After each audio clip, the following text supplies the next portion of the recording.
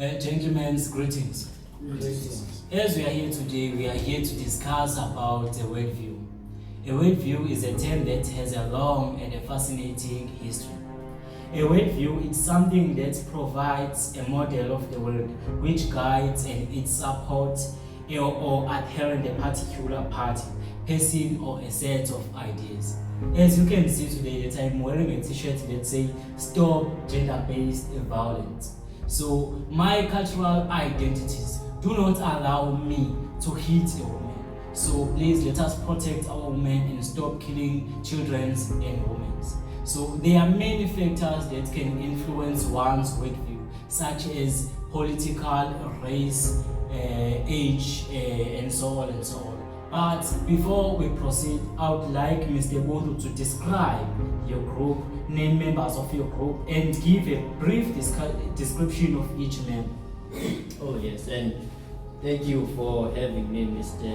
Tlabulela. And firstly, I would like to introduce myself. I am Buntu Nobetigi, and with me are my fellow comrades here, of which will be sharing our views on the term worldview. Number one on the list, we have Mr. Tlabulela, who already shared with us his own experience on the term worldview.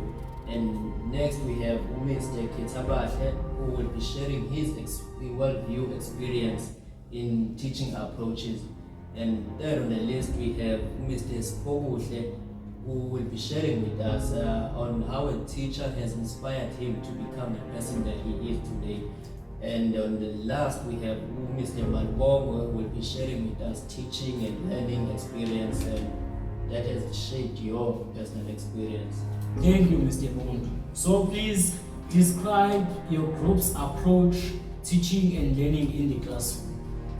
Oh yes, we did have a few discussions and debated on a few concepts, and on here I have five that we discussed. The first one will be a learner-centered learning, meaning that whatever we do must involve the learners in the classroom, which means if we are doing a classwork, we must involve the learners throughout.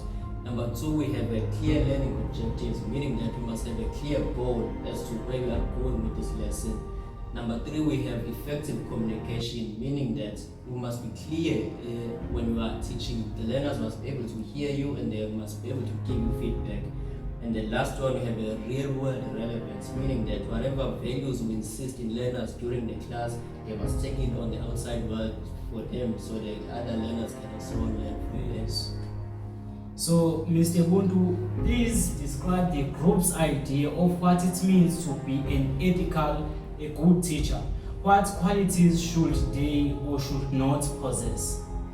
Yes, that's a very good question and statement there, Mr. Tlabulela. And we as a group, we did discuss about those ethics, and in lining them with the SACE document, which clearly states that the teacher must be a professional in his work, on his or her work.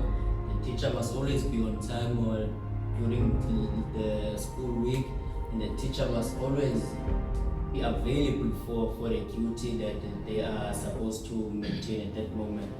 So it is quite clear that having good ethics does not only make you a good teacher, but also makes you a respected individual in the outside world. And we also discussed a few aspects in terms of the qualities a teacher should not attain, which were the first one, which were to neglect your duty, meaning that you are absent on a particular day and you did not provide any proof of that. And the second one would be abuse of power, meaning that since now you are a teacher, you can do whatever you want. Maybe you can abuse learners or abuse your peers that have just joined in. The third one would be unprofessional conduct, meaning that you are conducting yourself in an unprofessional manner towards your colleagues. Oh man. Dear gentlemen, let us give this man a round of applause. So, our second guest will be Mr. Zimba. Mr. Zimba, explain how does one's worldview influence one's approach to teaching? Once again, thank you, Mr. Tlabulela, for this opportunity. So, I think one worldview can have a significant impact on their approach to teaching. For example, someone with more traditional worldview might more likely to focus on memorizing and the road to learning, while someone with more progressive worldview might be more likely to focus on critical thinking and problem solving.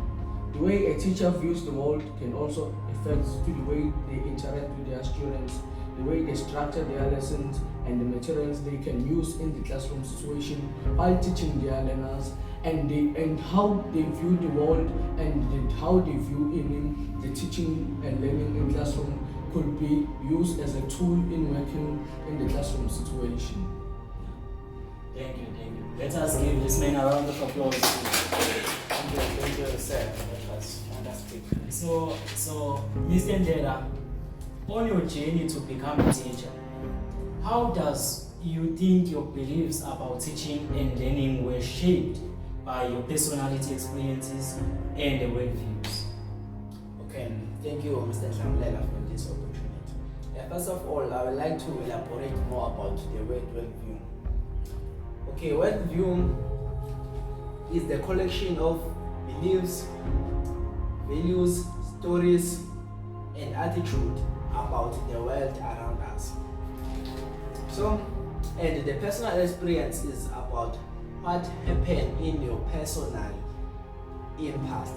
Okay, in personal experience, as I'm going to be a teacher in future, my beliefs about teaching and learning were shaped by what I have done in my past. Okay, my personal experience from being a learner to be a student teacher right now is that a teacher must be always in search of knowledge in the classroom and the one who commands the teaching and learning process in the classroom. So my personal experience have been shaped me to do what happened to my life in the past to me to do in the future.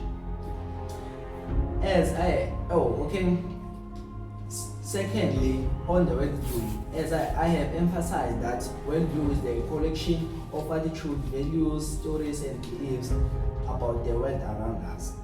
My values is dignity, fairness, and freedom, which must be applied by the teacher and the learner in the classroom situation.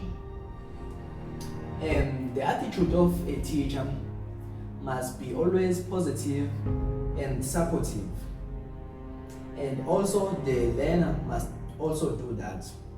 So the learner must always obey the code of conduct of the classroom. Thank you. Let us give him a round of applause. So, Mr. Spoguhle, which teacher inspired you to become a teacher? And please tell us your interesting story about the teacher. Thanks for the opportunity. The teacher who inspired me to become a teacher is Mr. Kize from my previous school. That teacher was so caring and compassionate. I remember, he came to our school in 2021, and on that time I was struggling with physical sciences. He helped me a lot to get better results, and even sacrificed his break time just to help me with physics. And in my matric, I passed the physical sciences with level 6 because of him.